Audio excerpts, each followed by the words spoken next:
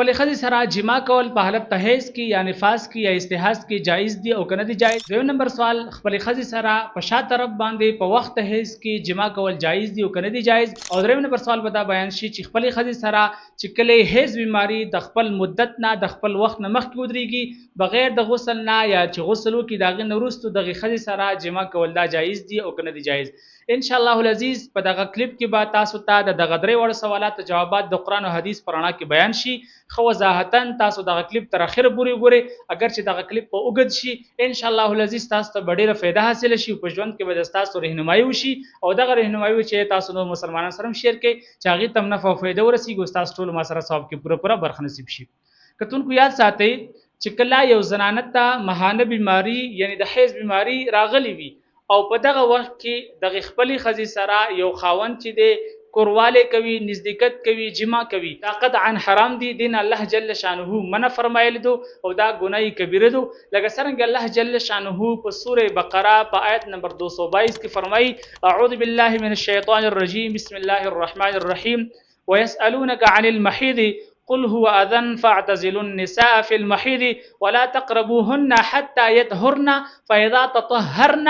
فأتوهن من حيث أمركم الله إن الله يحب التوابين ويحب المتطهرين. الله جل شانه نبی علیہ الصلوۃ والسلام مبارک ته فرمای چې نبی علیہ الصلوۃ والسلام مبارک دغه صحابه تانا د حیض مبارک پوښتنه کوي سوال کوي نو ته دوی ته فرمای چې دا یو نافاکی دو او تاسو په دغه وخت کې د خپل بیبيانو نه چې دی لری اوسېږي دي ته منځ دي کېږي کله چې دغه بیبيانې پاک شي نو تاسو دغه بیبيانو ته راتګ وکړي په هغه لار باندې چې د کوم لارې الله جل شانه تاسو ته حکم فرمایلی دی او کوم لار الله جل شانه تاسو ته حلال فرمایلی دو. او الله جل شانه محبت کوي توبه وستونکو سره او محبت کوي پاکي حاصلونکو سره. نو په دغه آیات مبارک کې الله جل شانه موږ تاسو ته واضح دغه حکم فرمایلی دی چې تاسو خپل بیبيانو ته خپل حضو ته په وخت هیڅ کې په وخت ماهانه بیماری کې منځ دي کېږي ځکه چې دا حرام او ناجایز دي. خو یاد ساتئ شریعت موږ تاسو ته د دغه آیات مبارک وضاحت کړی دی چې آیا بیبيانو ته به د کم ځای نه د کم ځای پورې نه نږدې کېږي او آیا خپل بیبي سره په خپل بستر کې په دغه وخت کې سملاستی شي او کنه شي سملاستی. بهشک خپل بیبي سره په دغه وخت کې ته خوراک څخه کولای شي دغه بیبي سره ته سملاستی شي خو لیکن دغه بیبي ته دغه نوم نه واخلا تر دغه زنګونه پورې چې دی به مینس کې کوم ریاده کم ځای دی دغه ځای چې دی بغیر د کپړې هغه کپڑا چې هغه مضبوطه کپړې وي چې باغی کې د زنانه بدن ګرماهټ نه محسوسيږي داسې کپړې سره چې هغه مسح کولای شي بغیر د کپړې د زنانه مسح کول دا ناجایز او حرام دي. او د دې نه علاوه ته د خپل خزینه دغه وجود چې کوم نوري حصے دي دا غینا استفاده د هغه نه فائدہ اغستې شي په دغه وخت کې بدی کې هیڅ قسمه ګناه نشته هیڅ قسمه خبره نشته. لکه څنګه نبی صلی الله علیه وسلم برک فرمای اسنعوا كل شيء الا النکاح تاسو چې دی په وخت حیض کې د خپل بیبيانو نه چې دی دغه ځای مطلب دا چې دغه نوم نه واخلا تر زنګونه پورې دغه ځای نه وړاندې ورستو فائدہ ماخلې د دې نه سوا چې کم ځای وي تاسو د خپل بیبيان نه په وخت حیض کې فائدہ غستلې شي او دا غنه نفع حاصلولې شي. بل په وخت حیض کې یو خاوند چې د هغه خپل زنانه ته په شاته لر باندې راتګ وکړو نو آیا دا جایز دي او کنه دي جایز. یا ساتي نبی علیہ السلام حدیث مبارک ته نبی علیہ الصلوۃ والسلام مبارک فرمایي من اتى حائضا او امراه في دبرها او كاهنا فصدقه فقد برئ مما انزل الله على محمد عليه الصلاه والسلام او كما قال عليه الصلاه والسلام. نبی علیہ الصلوۃ والسلام مبارک فرمایي چې کوم یو مسلمان خپل بیبي ته په وخت حیض کې راتګ وکي مطلب دا چې هم بستری او جما وکي یا یو خاوند چې د خپل خزې ته که وخت حیض وي او که د حیض نه بغیر وي په هر وخت کې چې هغه په شاته لار باندې دغه زنانه ته راتګ وکي او هغه خزه چې هغه کاهن وي نبی صلی الله علیه وسلم برک فرمایي چې دا زمانه نه دی یعنی زما د خبرو نه زما د کلام نه زما د حدیث مبارکونه دغه انسان مخ وګرځولو. نو دې د وجنه که وخت حیض وي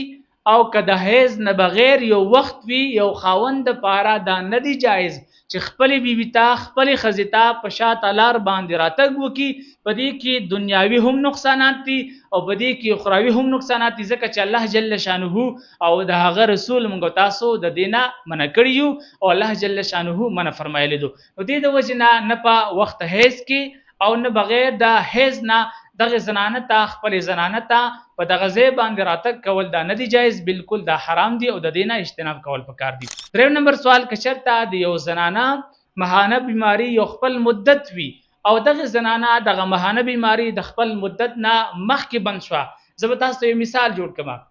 یو زنانه د هغې عادت ته او عادت دا دی چې دا هر میاشت کې شپږ ورځې بیماری لري او چې کله دغه شپږ ورځې تېرې شي هغې نه وروسته دغه زنانه بیماری ختمه شي او غسل وکړي، د هغې نه وروسته دغه زنانه چې روژې نیسي او لمونځونه هم کوي او خپل خاوند سره چې صحبت هم اختیاروي. خو دغه زنانه اوس په دغه میاشت کې چې دغه بیماری په څلورمه ورځ باندې ودرېده یا په پنځمه ورځ باندې ودرېده او دغه زنانه چې دی اوس غسل وکړو، نو آیا دغه خاوند ته ورسره جما کول جایز دی او که نه دی جایز؟ یاد ساتئ اگر چې دغه زنانه بیماری په پنځمه باندې ودرېده او په دې باندې کامل د یو مونځ وخت تیر شو او دې غسل وکړو، مونځ یې شروع کړو، نو اوس دغه زنانه سره د خپل خاوند جما کول تر هغه وخته پورې نه جایز چې تر کومه پورې دغه زنانه هغه مدت ورځ نه پوره شي. مطلب دا چې پنځمه ورځ باندې بیماری ودرېدله، غسل یې وکړلو، مونځ شروع کړلو، نو دغه سړی دغه خاوند به صبر کوي چې کله دغه زنانه شپږم ورځ هم پوره شي، یعنی د عادت ورځې پوره شي، د هغې نه وروسته دغه خاوند بیا خپل زنانه سره خپل بیبي سره صحبت اختیارولی شي.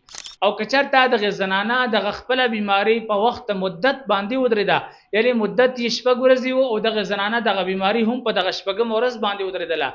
نو اوس دغه زنانه غسل وکړو، د غسل نه وروسته بېشک دغه خپل خاوند سره ملاویدی شي، دې سره چې د جما او همبستري کولی شي. دغه درې سوالاتو جواباتو ما تفصیلا تاسو ته په دغه کلیپ کې ذکر کړل. د رب نه امید لرم چې تاسو به استفاده کړي وي، تاسو پوه شوي وي. که څوک نه وي پوه شوي تاسو ما ته کامنټس کولی شي، سوال کولی شي، انشاءالله العزیز به هر یو مسلمان ته د هغې ریپلی د هغې جواب ورکوم. دغه چینل تاسو ځان سره سبسکرایب کړئ، نور مسلمانان سره هم شیر کړئ چې هغې ته هم خیر او فایده ورسیږي او ستاسو ټولو ما سره ثواب کې پوره برخه نصیب شي. واخر دعوانا ان الحمد لله رب العالمین.